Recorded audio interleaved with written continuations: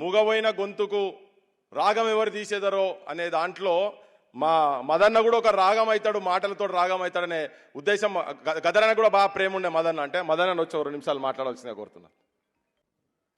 గద్దరన్న యొక్క జన్మదిన ఉత్సవాలను జరుపుతున్న గద్దర్ ఫౌండేషన్ మిత్రులందరికీ కూడా, సూర్యంకి, ప్రహ్లాద్కి, శాంతసేన గారికి, మిగతా పెద్దలకి కృతజ్ఞతలు తెలుపుతూ, ఈ వేదిక మీద ముఖ్య అతిథిగా వచ్చిన ప్రియ సోదరుడు మంత్రివర్యులు లక్ష్మణ్ గారికి, జేబీ రాజు గారికి, మా పెద్దలు నారాయణ గారికి, జాన్ వెస్లీ గారికి, నల్గొండ నర్సన్న గద్దర్ పాటలతో చెప్తున్న నర్సన్న గారికి, బండ ప్రకాష్ గారికి, శ్రీనివాస్ గౌడ్ గారికి, మిగతా పెద్దలందరికీ కూడా పేరు పేరున, సోదరి వెన్నెల గారికి.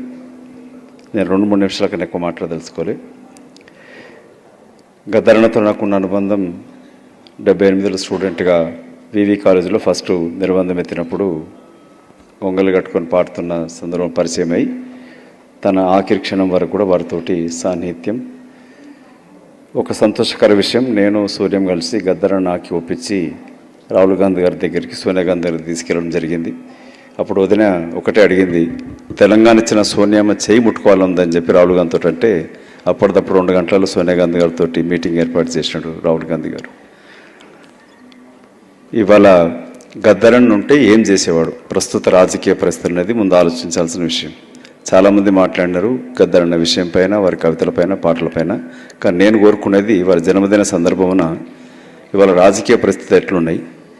జయరాజు గారు ఇవాళ జాతీయ జెండా పట్టుకుని తన జాతీయత నిరూపించుకోవాల్సిన దుస్థితి ఇవాళ రాజకీయ పరిస్థితులు ఎదురున్నాయి దేశంలో.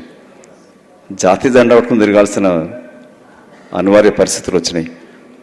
ఇవాళ ఆపరేషన్ కగార్ పేరుతోటి పిట్టలను కాల్చినట్టు కాల్చుతూ ఉన్నారు కేంద్ర ప్రభుత్వం. లేదా గద్దరన్న ఉంటే ఏం చేసేవాడు?